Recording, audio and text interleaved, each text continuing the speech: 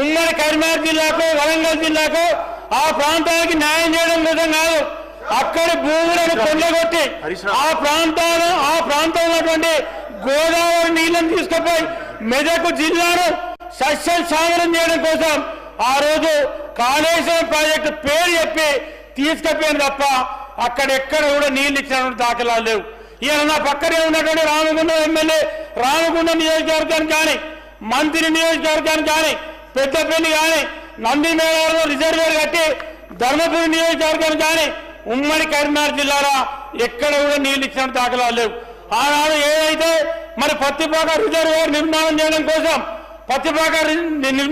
కోసం ఇదే ఆనాడు హరీష్ రావు గారు మన గ్రామంలో వచ్చి వారు బస చేసేది.